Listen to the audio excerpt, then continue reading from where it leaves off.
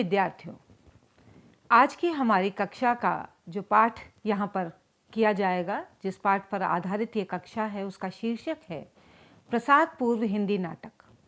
इस पाठ के अध्ययन के उपरांत हम प्रसाद पूर्व हिंदी नाटकों की वृहद पृष्ठभूमि के बारे में जानेंगे।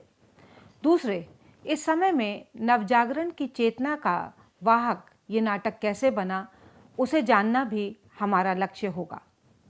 आधुनिक हिंदी नाटक का जो आरंभिक समय रहा है, उसके विषय में अगर हम बात करें तो हिंदी साहित्य का आधुनिक काल, जिसे भारतेंदु युग या नवजागरण काल की संज्ञा भी दी जाती रही है, वह दरअसल गद्य के प्रादुर्भाव का काल रहा। आचार्य रामचंद्र शुक्ल ने ही आधुनिक काल को गद्य काल की भी संज्ञा दी और संवत 1900 से इसका प्रारंभ माना गया। साथ ही इस युग की विशिष्टता को रेखांकित करते हुए उन्होंने बिल्कुल साफ कहा कि विलक्षण बात यह है कि आधुनिक गद्य की परंपरा का प्रवर्तन नाटकों से ही हुआ। जहाँ तक गद्य की विधाओं की बात है, तो इसमें यह भी कहना होगा कि नाटक गद्य की विधा होते हुए भी अन्य गद्य विधाओं से भिन्न और विशिष्ट है। और हम देख सकते हैं कि इसकी विभिन्नता और विशिष्टता इस रूप में है कि यह विधा मात्र गद्य विधाओं की तरह पाठ्य विधा नहीं है। नाटक एक दृश्य विधा है और दृश्य विधा होने के कारण यह विधा रंगमंच के संसार से जुड़कर और भी अधिक विशिष्ट हो जाती है और ये भी है कि आम जन तक इसकी पहुंच बढ़ जाती है। आरंभ में जब काव्य शब्द अर्थ विस्तार की दृष्टि से साहित्य के विकल्प स्वरूप प्रयुक्त किया गया, तब भी उसके दो भेद हुआ करते थे, दृश्य काव्य और श्रव्य काव्य, और नाटक तभी से दृश्य काव्य का हिस्सा रहा था। बाद में मुद्रण की तकनीक आने पर पाठ्य और दृश्य के दो भेद बिल्कुल ही स्पष्ट रूप में सामने आ गए।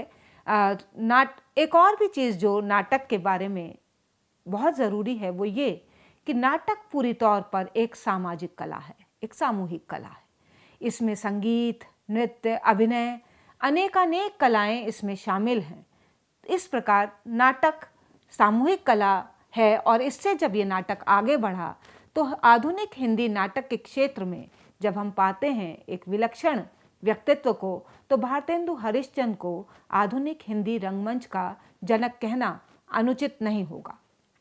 हिंदी नाटक के क्षेत्र में प्रसाद से पहले का जो समय रहा है वो नाटक की दृष्टि से युगांतरकारी समय कहा जा सकता है।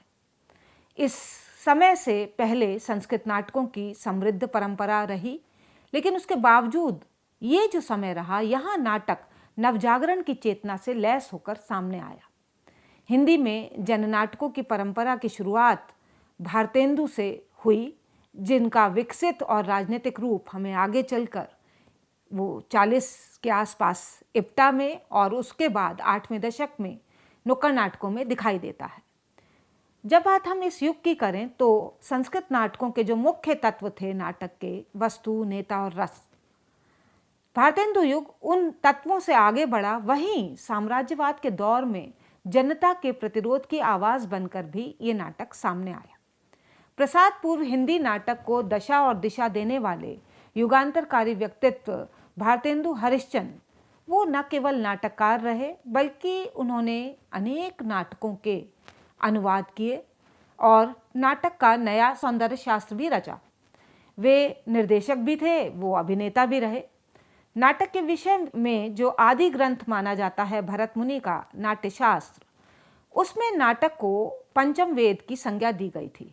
उनके अनुसार जहाँ चारों वेदों का अध्येता साक्षर और संभ्रांत वर्ग है, वहाँ पंचम वेद के रूप में नाटक का दर्शक जरूरी नहीं कि वो साक्षर ही हो, वो निरक्षर भी हो सकता है और संभ्रांत की जगह सामाजिक आर्थिक दृष्टि से कमतर या हीन कोई भी व्यक्ति हो सकता है। इसीलिए नाटक को पंचम वेद माना गया, 5वां वेद। और इसीलिए मैं कहूँगी कि नाटक वास्तव में एक जनतांत्रिक विधा है। नवजागरण की चेतना के प्रचार प्रसार में हिंदी नाटक की भूमिका बहुत विशिष्ट रही है और इसीलिए रामविलास शर्मा ने भारतेंदु युग के साहित्य को जनवादी माना है और इसमें हम देखते हैं कि नाटक का विशिष्ट महत्व है। भारतेंदु ने अपने जीवन काल में अनूदित और मौलिक दोनों तरह के नाटकों की रचना की है। जहाँ तक हम देखते हैं कि संस्कृत, बांग्ला और अंग्रेजी भाषा के नाटकों का अनुवाद उन्होंने खड़ी बोली में किया है। भारतेंदु के अनूदित नाटकों में विशाख दत्त के पाखंड विडंबन का संस्कृत अनुवाद शामिल है। कुछ लोग वैसे पाखंड विडंबन को पंडित कृष्ण मिश्र के प्रबोध चंद्रोदय नाटक के तीसरे अंक का अनुवाद भी मानते हैं। वैष्णव धर्म की जो पूरी खासियत है, उसकी विशेषता है, उसको स्थापित करने के उद्देश्य से भारतेंदु ने इस नाटक का अनुवाद किया है। यह अनुवाद भारतेंदु ने राजा शिव प्रसाद सितारे हिंद के आग्रह पर किया था।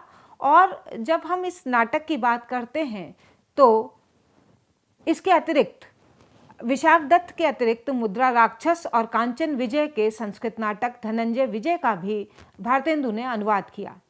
प्राकृत से कांचन विजय के कर्पूर मंजरी का, बांग्ला से भारत जननी और अंग्रेजी से जो उन्होंने अनुवाद किया दुर्लभ बंधु का अनुवाद किया, जो कि शेक्सपियर का जो नाटक है मर्चेंट ऑफ वेनिस, इस नाटक पर आधारित रहा दुर्लभ बंधु। मौलिक नाटकों की जहां बात आती है तो वैदिक हिंसा, हिंसा न भवति, प्रेम जोगनी, विषस्य विषमौषधम, चंद्रावली, ये सभी नाटक भारतेंदु के नवजागरण की चेतना से लैस। एक और नाटक अगर हम देखते हैं वो भारत दुर्दशा है। ऐतिहासिक नाटकों में नील देवी है। लोक कथा पर आधारित जो नाटक आगे चलता है वो अंधेर नगरी है। और बाद में गीति रूपक सती प्रताप हो या फिर एक अन्य गीति रूपक भारत जननी, या फिर बहुत महत्वपूर्ण संवादात्मक प्रहसन सभय जाति गोपाल की, ये नाटक भी उनके मौलिक नाटकों का हिस्सा रहे हैं। भारतेंदु ने मौलिक और अनूदित नाटकों के अलावा भी जो उनके अर्धमौलिक या रूपांतरित नाटक माने जाते हैं वो है विद्या सुंदर और सत्य हरिश्चंद्र। इनमें भी अगर हम देखें तो सत्य हरिश्चंद्र के विषय में आचार्य रामचंद्र शुक्ल ने का कथन हमें याद आना चाहिए। शुक्ल जी ने बहुत अच्छी तरह से इस नाटक के विषय में लिखा कि सत्य हरिश्चंद्र मौलिक नाटक समझा जाता था, पर शुक्ल जी ने बिल्कुल अलग मत दिया। उन्होंने लिखा कि हमने एक पुराना बांग्ला नाटक देखा है जिसका वह अनुवाद कहा जा सकता है। दूसरे ये भी इस नाटक के बारे में कहा जाता है कि भारतेंदु न्यायालयों में सत्य की हत्या देखकर बहुत विचलित थे और इसी कारण हरिश्चंद्र की जो कथा है उसमें समाज में जो सत्य के सामंजस्य के कारण वो इस नाटक की ओर प्रेरित हुए। नाटक की ओर भारतेंदु जिस रूप में आए उसका एक और त्रासद पक्ष भी रहा है।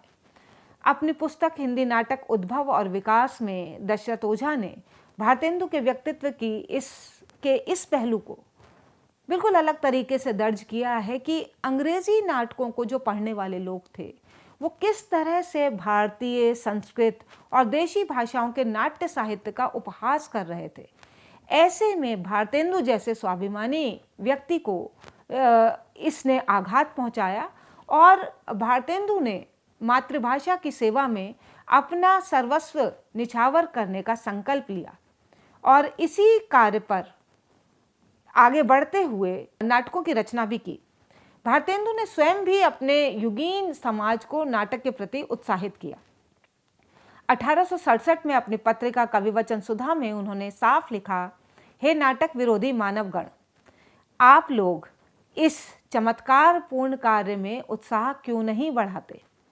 पूरा सवाल उठाते हैं भारतेंदु और कहते हैं कि और इस आनंदमय रस समुद्र में क्यों नहीं स्नान करते। आप सबसे हमारी प्रार्थना है कि आप लोग इस बात को सुनकर कान में रुई देकर न बैठें, जहां तक हो सके इसकी उन्नति में प्रयत्न करें जिससे हमारे देशवासियों का उपचार हो। जहाँ तक भारतेंदु के मौलिक नाटकों की बात है तो परिहासपूर्ण शैली का नाटक वैदिकी हिंसा, हिंसा न भवति के पूर्ण होने की सूचना कविवचन सुधा के अंक में 21 जून 1872 को प्रकाशित हुई थी। भारतेंदु ने इस नाटक में वैदिक धर्म के जो अनुयायियों के पाखंडों को उजागर किया है। इस नाटक का उद्देश्य जनता को धर्म के नाम पर चल रहे गोरख धंधे से सचेत करना है। इस प्रहसन के माध्यम से मांसाहारी पुरोहितों का उत्साहपूर्ण यज्ञ करना और शैव वैष्णवों का मांस खाने के प्रति लालायित दिखाना उनको, ये भारतेंदु का लक्ष्य रहा। पाखंडों की, तमाम तरह के पाखंडों की कलई भी इस नाटक में भारतेंदु खोलते हैं।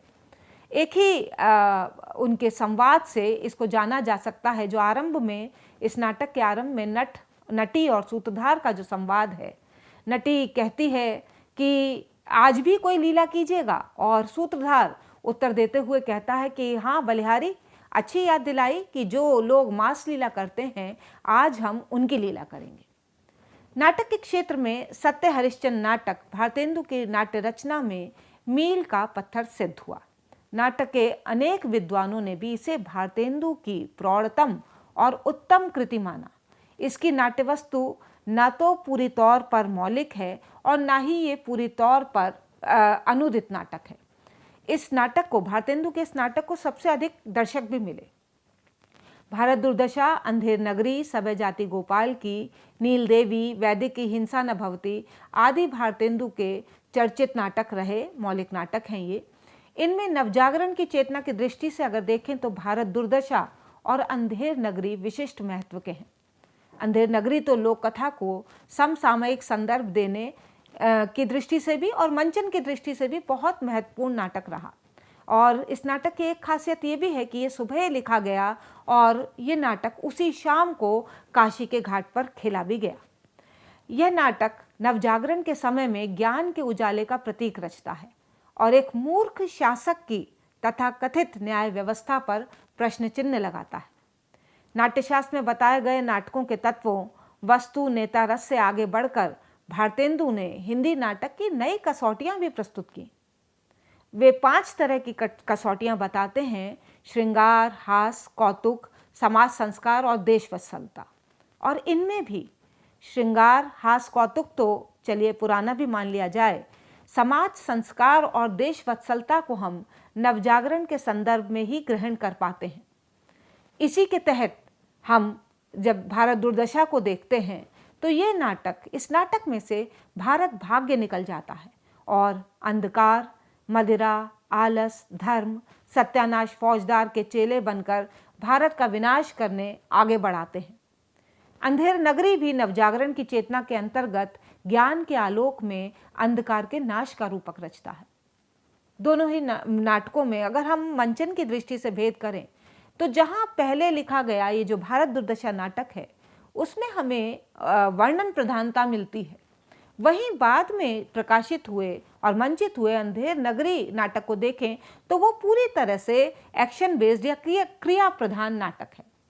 भारत दुर्दशा एक त्रासद दुखांत नाटक है, जबकि अंधेर नगरी सुखांत। तीसरी तरफ हम सभय जाति गोपाल की को देखें तो अपने हास्य के माध्यम से जात ले लो जात, टके सिर जात के आधार पर जाति व्यवस्था को यह नाटक पूरी तौर पर उलट देता है। निचली जातियों को श्रेष्ठ और श्रेष्ठ को निम्न करते हुए ये नाटक जाति व्यवस्था पर एक क्रूर करारा व्यंग है जिसे भारतेंदु पेश करते हैं।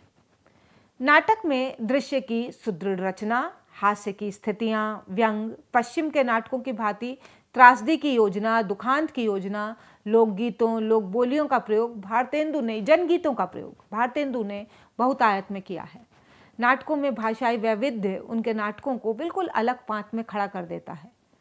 यदि हम भारत दुर्दशा को ही लें तो वहाँ देखेंगे कि वहाँ ब्रज भी है, खड़ी बोली भी है, अवधी भी है, अंग्रेजी और उर्दू फारसी का प्रयोग भी भारतेंदु बेहिचक करते हैं। उसमें एक लंबी गज़ल भी पूरी चलती है जो आलस्य नाम का जो चरित्र है उसके संदर्भ में सामने आती है। एक महत्वपूर्ण और विशिष्ट बात यह भी है कि भारतेंदु ने न केवल नाटककार के रूप में अपनी पहचान बनाई, बल्कि भारतेंदु आधुनिक युग के पहले रंग चिंतक थे जिन्होंने नाटक के सौंदर्य शास्त्र पर ध्यान दिया। आधुनिक नाटक क्या संस्कृत नाटकों की प्रवृत्तियों को ही लेकर आगे चलेगा, या फिर ये जो नाटक है वो यूरोपीय नाट्य शैलियों का अनुकरण करेगा?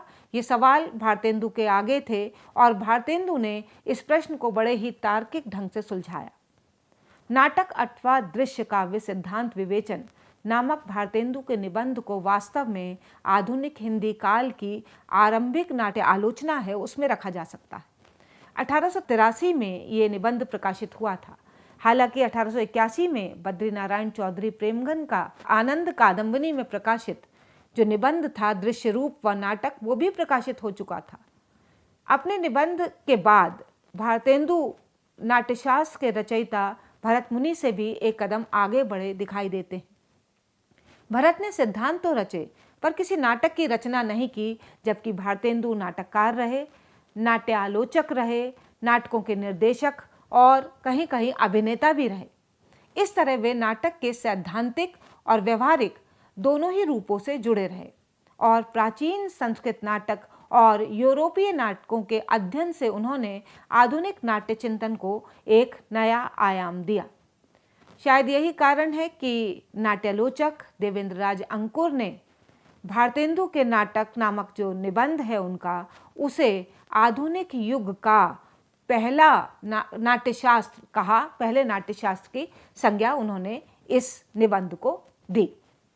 भारतेंदु मंडल के जो अन्य नाटककार थे उन्होंने भी लगातार प्रसाद पूर्व हिंदी नाटकों के क्षेत्र को विस्तृत किया, उस दायरे को अपने महत्वपूर्ण योगदान से बढ़ाया। और इन रचनाकारों में अगर हम देख सकते हैं तो अनेक रचनाकार हैं और भारतेंदु ने उन रचनाकारों को अपने युग की ज़रूरत के तहत, नाटक की ज़रूरत के तहत लगातार तैयार भी किया। अगर ऐतिहासिक नाटकों के संदर्भ में हम देखें तो भारतेंदु युग में ऐतिहासिक नाटकों की रचना बहुत हुई।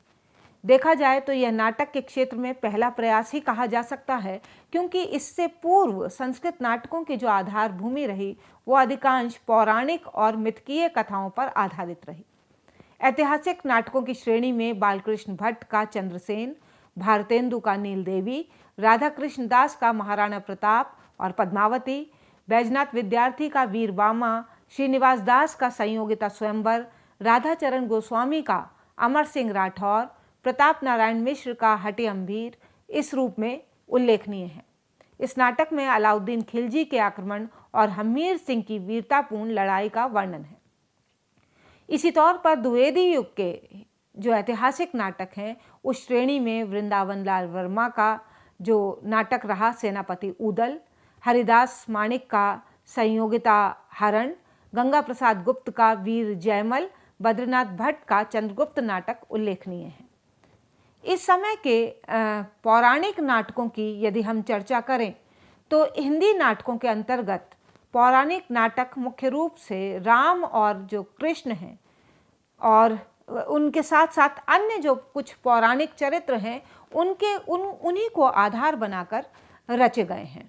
राम के चरित्र पर आधारित जो नाटक हैं उनमें हम देख सकते हैं देवकीनंदन खत्री का नाटक सीताहरण और रामलीला तथा शीतला प्रसाद त्रिपाठी का रामचरितावली, ज्वाला प्रसाद मिश्र का सीता वनवास और द्विज दास का रामचरित नाटक महत्वपूर्ण है।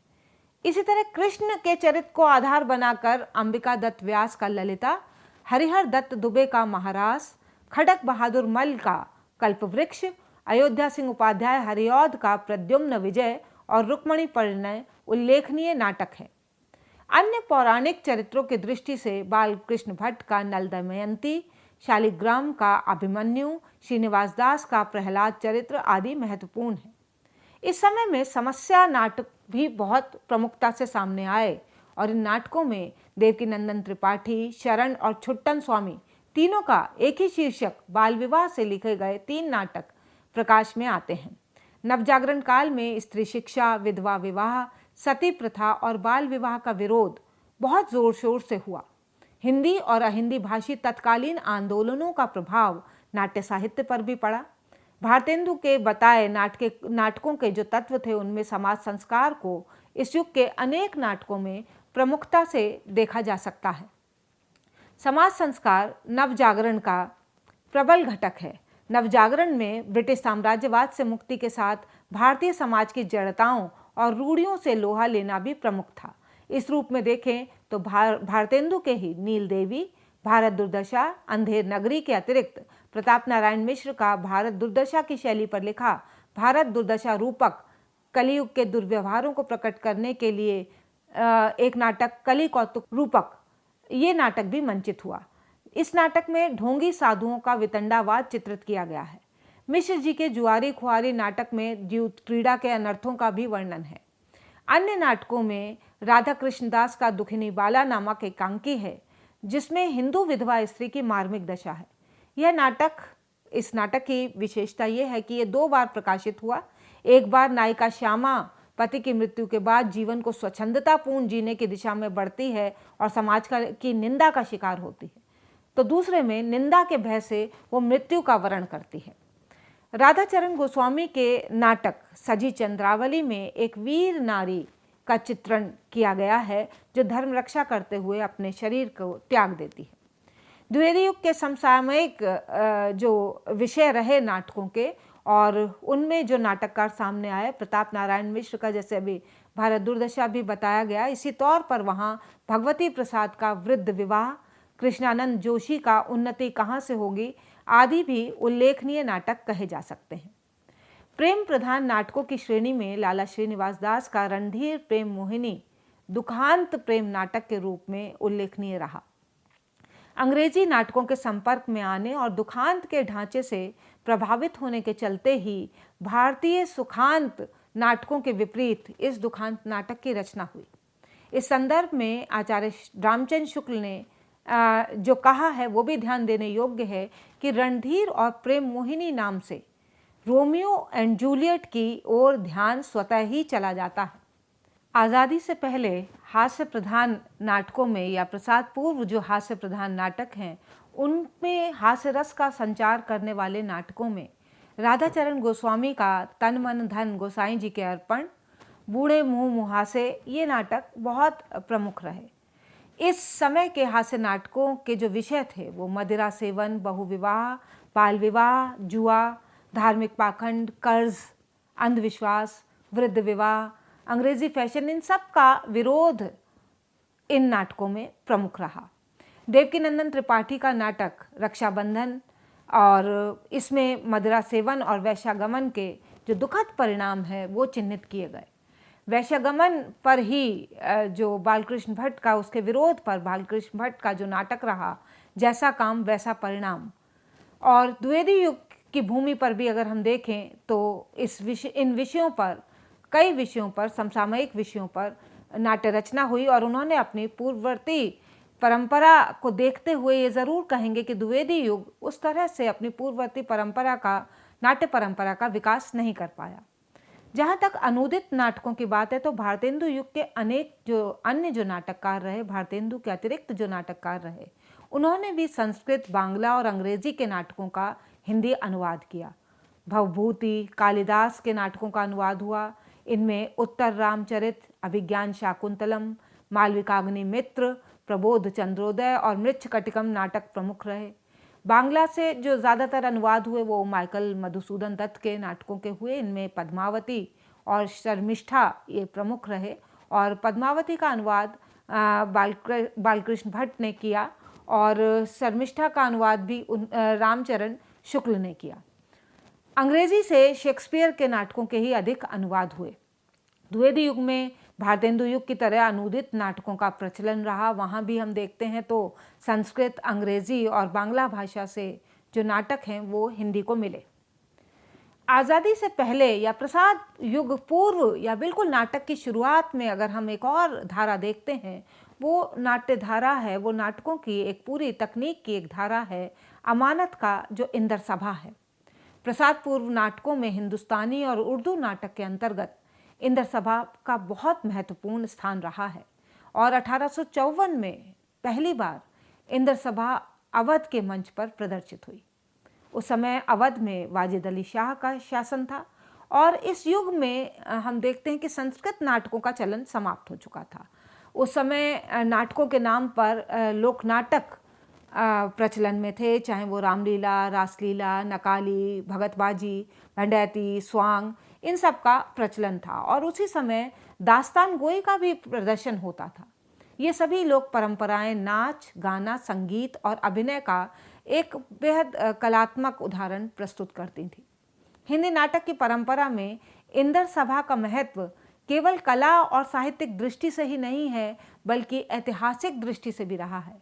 एक नई नाट्य शैली के अंतर्गत पहली बार संगीत, नृत्य और लोक कथाओं के समन्वय से रंगमंच को एकदम नवीन रूप मिला। इस नाटक में उर्दू के साथ अवधी, ब्रज और लोक के जो अलग अलग पक्ष हैं, लोक भाषा को भी इसमें बहुत स्थान मिला है। इसकी अगर कथा की बात करें तो इस कथा में एक सिंहल द्वीप के साथ अख्तर नगर की भूमि भी है और इसी तौर पर इंदर भी हैं और गुलफाम भी हैं। दो संस्कृतियों का मिलन इस नाटक की आधार भूमि कहा जा सकता है। इस तौर पर हम अगर शैली में देखें तो गज़ल भी है, मसनवी, ठुमरी, बसंत, दोहे, होरी, इन सब को भी एक मंच मिला है। नाटक में सब्ज़ परी और गुलफाम की प्रेम कहानी का किस्सा है और हिंदी नाटक में इंदर सभा का एक समृद्ध दौर रहा है। सिर्फ अमानत ने ही नहीं, कई और लोगों ने इंदर सभा भी रची है जो अलग अलग उपशीर्षकों में बटी हुई है और पद्य में पिरोई हुई हम कह सकते हैं एक किस्सा गोई है। और पारसी रंगमंच जिससे गहरे तौर पर हम कहें कि वो अमानत की इंदर सभा से बहुत गहरे तौर पर पारसी रंगमंच प्रभावित रहा है। अमानत की इंदर सभा में रहस्य, रास की शैली और ठुमरी, बसंत और होली का रंग जो लिए इंदर सभाएं प्रस्तुत होती थीं और अपार जनसमूह इन्हें देखने के लिए उमड़ पड़ता था। हालांकि एक पक्ष ये भी है कि गीति नाट्य होने पर भी कुछ विद्वानों ने इंदर सभा को हिंदी के साहित्यिक नाटकों की श्रेणी में नहीं जोड़ा है। कथा तत्व की कमी और स्थगित चरित्र विकास जैसी सीमाएं बताकर उन्होंने कहा कि ये हिंदी नाट्य परंपरा में इंदर सभा को नहीं जोड़ा जा सकता। लेकिन जब हम इंदर सभा के वैशिष्ट को पारसी रंगमंच के रूप में देखते हैं कि उस धरातल पर आगे बढ़ा हुआ देखते हैं, तो पारसी रंगमंच का जो पूरा प्रभाव रहा है वो हमें उस युग की, अपने युग की भूमि पर दिखाई देता है। हालांकि इसका जो प्रमुख युग है या इसका जो वैभव काल है पारसी रंगमंच का, वो प्रसाद युग है, पर इसका आरंभ भारतेंदु युग से ही माना जाता है, जो बाद में द्विवेदी युग में और भी आगे चलकर और भी ज़्यादा प्रचलित हुआ, चर्चित हुआ, उसको आलोचना का शिकार भी हुआ। भारतेंदु के नाटकों के समानांतर ही पारसी रंगमंच का भी उदय हुआ। हम देखते हैं एक ही समय में दो नाट्य धाराएं पृथक उद्देश्य को लेकर चलती हैं। जहां भारतेंदु के नाटक अव्यावसायिक रहे और वहीं दूसरी तरफ पारसी रंगमंच पूरे तौर पर व्यावसायिक रंगकर्म रहा। एक तरह से यह भी कहा जा सकता है कि रंगकर्म के क्षेत्र में पारसी रंगमंच का योगदान इस रूप में भी सराहनीय है कि उसने थिएटर की तकनीक के साथ साथ थिएटर की जो आर्थिकी है उसको सबसे पहले प्रमुखता दी। वैसे मुंबई में देखा जाए तो पुर्तगालियों ने 16वीं सदी में और अंग्रेज़ों ने 18वीं सदी में थिएटर हॉल बनवा दिए थे। ये भी देख सकते हैं कि आज जो हिंदी का रंगकर्म है वो मुख्य रूप से शौकिया रंगमंच है और हिंदी का रंगमंच अगर हम देखें वहाँ आज तक भी रंगमंच की व्यवस्थित आर्थिकी नहीं बन पाई है। भारतेंदु युग में पारसी थिएटर कंपनियां मुख्य रूप से मुंबई में हिंदी नाटक खेला करती थीं। दक्षिण भारत में भी इनका चलन आरंभ हो गया था। आंध्र प्रदेश के मछलीपट्टनम और अन्य इलाकों में पंडित पुरुषोत्तम कवि द्वारा रामायण और महाभारत, इतिहास, पुराण आदि पर आधारित नाटकों की रचना हुई।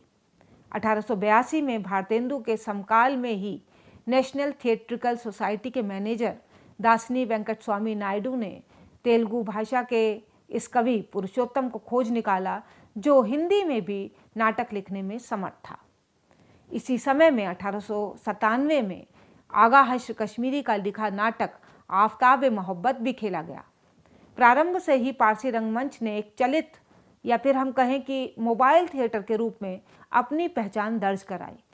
बात चाहे भव्य पर्दों की हो, भव्य सेट की हो, नई रंग तकनीक की हो, नृत्य गायन की हो, मेलोड्रामा की हो, इन सब विशेषताओं से लैस ये रंगमंच पारसी व्यापारियों की पूंजी से सामने आया। आगे चलकर हम देखते हैं द्विवेदी युग में और फिर प्रसाद युग में भी नारायण प्रसाद बेताब, आगा हश्र कश्मीरी और राधेश्याम कथावाचक के नाटकों की धूम मच गई। इन्होंने रोमांचकारी नाटक लिखे। कहीं कहीं नाटकों का धरातल लौकिक रहा तो कहीं अलौकिक घटनाओं को भी नाटक के केंद्र में रखा गया। पारसी रंगमंच ने नाटकों के भव्य मंच दर्शकों के सामने रखे। वहीं दूसरी ओर हीन रुचि के दृश्यों और भौंडे नाच गानों की योजना के कारण पारसी रंगमंच की पर्याप्त आलोचना भी हुई। ये एक पूरा दौर रहा प्रसाद पूर्व हिंदी नाटकों का, और इस तरह प्रसाद पूर्व हिंदी नाटक अपने कथ्य और अपनी प्रस्तुति में विविधतामयी रहे। नाटक साहित्यिक भी रहे और व्यावसायिक भी रहे।